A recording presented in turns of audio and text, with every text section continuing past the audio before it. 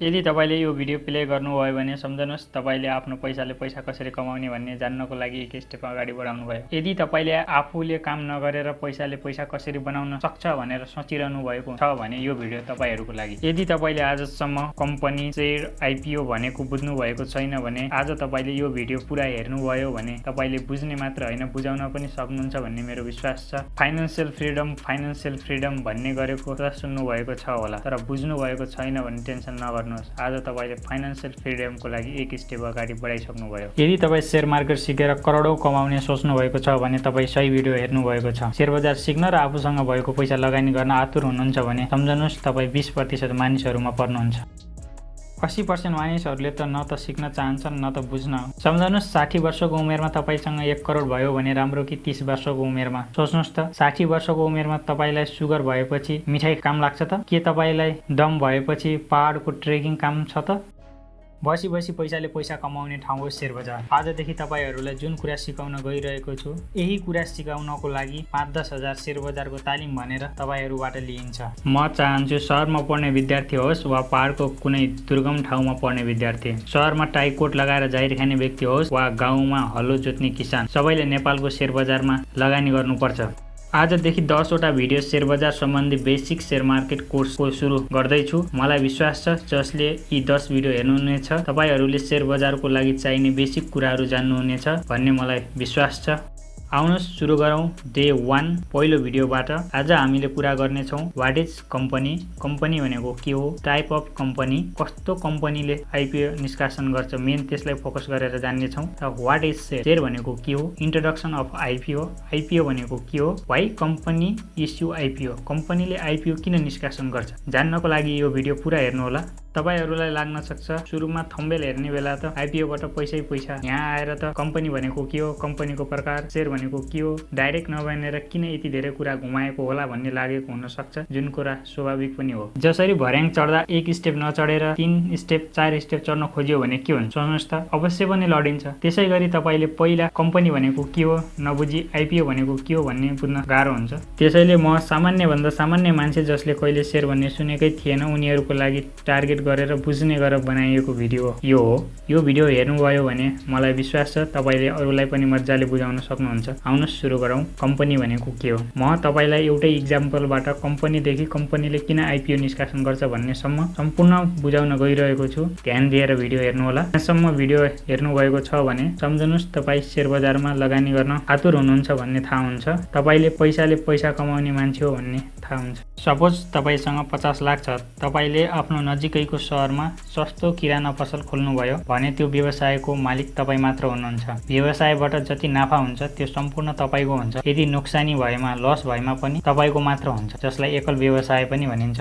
त्यसैगरी तपाई उक्त सस्तो पसललाई सुपरमार्केटमा परिवर्तन गर्ने सोच बनाउनु भयो र जसको लागि तपाईलाई 1 करोडको आवश्यकता पर्छ भने तपाईसँग 2 वटा अप्सन हुन्छ। पहिलो अप्सन भनेको 50 लाख साथीभाइ इष्ट मित्रबाट ऋण लिने वा ब्याङ्कबाट पसल धितो राखेर ऋण लिने। यसरी ऋण लिएमा समयमा ब्याज भुक्तानी गर्नुपर्ने हुन्छ र निश्चित समयपछि सावा पनि फिर्ता गर्नुपर्छ। तपाईको सुपरमार्केट तपाईले सोचे अनुसार चलेन र टाइममा ब्याज र सावा भुक्तानी गर्न सक्नु भएन भने तपाईको पसल पनि लिलामी हुन सक्छ, अर्थात् बैंकले लगिदिन सक्छ। यस्तो जोखिमबाट बच्नको लागि ठूला कम्पनीहरुले आफ्नो कम्पनीको शेयर सर्वसाधारण जनतालाई बिक्री गर्छन्। यसलाई अझ राम्रोसँग बुझ्नको लागि अर्को विकल्पको बारेमा कुरा गरौँ। दोस्रो अप्सन हुन्छ तपाईले 50 लाख बैंकबाट लोन नलिई आफ्नो साथीभाइलाई आफ्नो व्यवसायमा लगानी गर्ने अफर दिनुहुन्छ र तपाईको साथीहरु एबीसीडी र ई छन् जसले क्रमशः 10 लाख लगानी गर्छन्, जसबाट तपाईलाई आवश्यक परेको रकम 50 लाख जुटाउनुहुन्छ। यसरी व्यवसाय सञ्चालन गर्नुभयो भने यसलाई पार्टनरशिप कम्पनी भनिन्छ। अर्को शब्दमा भन्दा यसलाई साझेदारी कम्पनी पनि भनिन्छ, जहाँ तपाईसँग र तपाईको साथीहरु गरेर 6 जना त्यो कम्पनीको मालिक हुनुहुन्छ। मानौ त्यो कम्पनीले 1 वर्षको अन्त्यमा सम्पूर्ण खर्च कटाएर नेट प्रॉफिट 20 लाख कमायो भने त्यो सम्पूर्ण नाफा तपाईको हुन्छ त? सोच्नुस् त एकछिन, पक्कै पनि हुँदैन। त्यसमा गरेको लगानीको आधारमा त्यो कम्पनीको नाफामा अधिकार हुन्छ। कसको बटामा कति नाफा भनेर थाहा पाउनको लागि प्रत्येक व्यक्तिको त्यो कम्पनीमा कति शेयर छ भनेर थाहा पाउनुपर्ने हुन्छ। तपाईँ र तपाईँको साथीहरूको सेयर पुँजी जोडिन्छ जसबाट सेयर क्यापिटल आउँछ। यहाँ माथिको कम्पनीको सेयर क्यापिटल 1 करोड छ। हामीले सेयर क्यापिटल थाहा पाएपछि त्यो कम्पनीको सेयर पुँजीलाई सेयर संख्यामा भाग लगाउनु पर्ने हुन्छ, जसको लागि प्राय नेपालमा 100 ले भाग गरिन्छ भने कहिलेकाहीँ 10 ले पनि भाग गरेर सेयर संख्या निकालिन्छ। नेपालको सोल्टी होटलको सेयर चाहिँ 10 ले भाग गरेर निकालिएको हो भने प्राय सबै कम्पनीहरूको सेयर 100 ले भाग गरेर निकालिएको हुन्छ। तपाईँ र तपाईको साथीहरूको सेयर पुँजी जोडिन्छ जसबाट सेयर क्यापिटल आउँछ। तपाईको कम्पनीको टोटल सेयर क्यापिटल 1 करोड छ। अब हामीले सेयर क्यापिटल थाहा पाइसकेपछि अब हामीले तपाईको कम्पनीको टोटल नम्बर अफ सेयर निकाल्न सक्छौं। टोटल नम्बर अफ सेयर निकाल्नको लागि 100 ले भाग गर्छौं, जसलाई पार भ्यालु फेस भ्यालु पनि भनिन्छ। यसरी टोटल सेयर क्यापिटललाई नम्बर अफ सेयर निकाल्नको लागि पार भ्यालुले भाग गरिसकेपछि जति आउँछ त्यो कम्पनीको total number of share outstanding हुन्छ। यसरी हेर्दा तपाईको कम्पनीको total number of share outstanding 1 lakh छ। यसरी हामीलाई थाहा हुन्छ कि तपाईको कम्पनीको जम्मा सेयर 1 लाख छ भने अब कुरा गरौँ तपाईको कम्पनीले 20 लाख कमायो भने तपाईको भागमा कति पर्छ र तपाईँ त्यो कम्पनीको कति प्रतिशत मालिक हुनुहुन्छ। जान्नको लागि पहिला हामीले एक किता सेयर बराबर कति नाफा आउँछ भन्ने निकाल्नु पर्छ, जसलाई डिभिडेन्ड भनिन्छ। एक किता सेयर बराबर कति डिभिडेन्ड पर्छ त भनेर जान्नको लागि हामीले त्यो कम्पनीले कमाएको नेट प्रॉफिटलाई त्यो कम्पनीको टोटल नम्बर अफ सेयर आउटस्ट्यान्डिङले भाग गर्दा जति आउँछ त्यो एक किता बराबर त्यति डिभिडेन्ड पर्छ। यहाँ 20 लाखलाई 1 लाखले भाग गर्दा 20 रुपैयाँ आउँछ, जुन एक किता बराबर 20 रुपैयाँ पर्छ। मानौ तपाईले त्यो कम्पनीको 10 किता सेयर किन्नुभयो भने तपाईको भागमा 200 रुपैयाँ पर्छ। अब कुरा गरौँ तपाईँ त्यो कम्पनीको कति प्रतिशतको मालिक हुनुहुन्छ भनेर जान्नको लागि तपाईले गरेको लगानीलाई टोटल सेयर क्यापिटलले भाग गर्दा जुन भागफल आउँछ त्यसलाई 100 ले गुणान गरेपछि तपाईँ त्यो कम्पनीको कति प्रतिशतको मालिक हुनुहुन्छ भनेर आउँछ। जस्तै तपाईले गरेको लगानी 50 लाख छ र टोटल सेयर क्यापिटल 1 करोड छ। यसरी आएको जुन भागफल छ त्यसलाई हामीले 100 ले मल्टिप्लाई गर्यौं भने 50% आउँछ। यसरी तपाईँ त्यो कम्पनीको 50% मालिक हुनुहुन्छ। यसको अर्थ हुन्छ कि त्यो कम्पनी जति नेट प्रॉफिट कमाउँछ त्यसमा तपाईको 50% हक लाग्छ, अर्थात् तपाईले 50% पाउनुहुन्छ। अब कुरा गरौँ आइपिओ भनेको के हो। आइपिओ को फुल फर्म हुन्छ इनिशियल पब्लिक अफरिङ। भनेको प्रथम पटक सर्वसाधारण जनतालाई कुनै पनि कम्पनीले मेरो कम्पनीमा लगानी गर्नुस्, म मेरो कम्पनीको सेयर दिन्छु भनेर निष्कासन गरेको सेयरलाई आइपिओ भनिन्छ। कुनै पनि कम्पनीले धितोपत्र बोर्ड 7 को स्वीकृति प्राप्त गरेपछि मात्र आइपिओ निष्कासन गर्न पाउँछ।